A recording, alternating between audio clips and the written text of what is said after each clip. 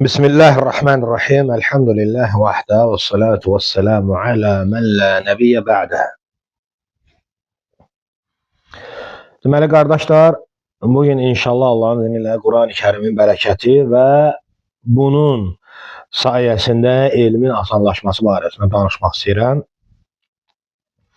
Belə ki, Quranla əlaqə insanın həyatında yalnız ibadət deyil, qardaşlar, həm də bərəkət, elm və fəhmin, anlayışın açarıdır.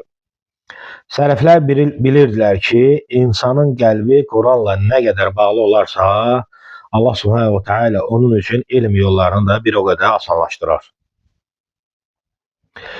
Rəvayətlərin birində gəlir ki, İbrahim İbn Abdülvahhab Əl-Məqdisi, yəni ki, elm alan sələflərdən biri idi, daim elm yolunda səfərlər edərdi. Ziya Əl-Məqdisiyə belə nəsihət etmişdi. Nəsihətində buyurur ki, Quranı çox oxu və onu tərk etmə. Çünki elm sənə oxuduğun Quranın miqdarına görə asanlaşdırılır. Ziya Əl-Məqdisi rahmehullah da deyir ki, bunu həyatında dəfələrlə müşahidə edib. Yəni bundan xəbəri var, bilirəm deyir. Və bunu öz həyatımda dəfələrlə müşahidə etmişəm. Quranı çox oxuduğu vaxtlarda elm ona açılır, zəiflədiyi vaxtlarda isə çətinlik artır. Deməli, Zeyl Təbəqat Əl-Hənəbilə kitabında rəvayət olunub, İbn Rəcəbin bu.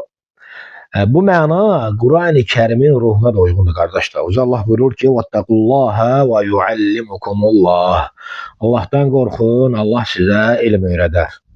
Bəqərə surəsinin 282-ci ayəsidir. Həmçinin digər bir ayədə də gəlir ki, "İnnə hadzal Qur'ana yəhdi lillati hiya aqvam." İsra surəsinin 9-cu ayəsi, həqiqətən bu Quran ən doğru yola yönəldəndir.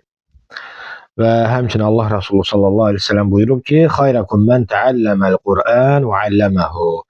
Sizin ən xeyirliniz Quranı öyrənən və öyrədəninizdir. Səhih Buxarinin rəvayət etdiyi hədisdir.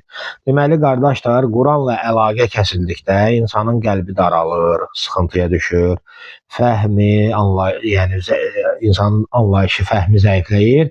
Elmi isə çətinləşir. Quranla bağlandıqda isə Allah Subhanahu Teala insanın yolunu açır, asanlaşdırır, elmə bərəkət verir və fəhmini neyinir, genişləndirir. Allah Subhanahu Teala bizi fəhmimiz geniş olanlardan, Allah Subhanahu Teala bizi Quranla daim əlaqəsi olanlardan və Quran-ı Kərimi gözəl şəkildə oxuyub, gözəl şəkildə başqalarına öyrədən kəslərdən eləsin. Bu qədər. Vəssalamu aleykum və rahmetullahi və barakatuhu.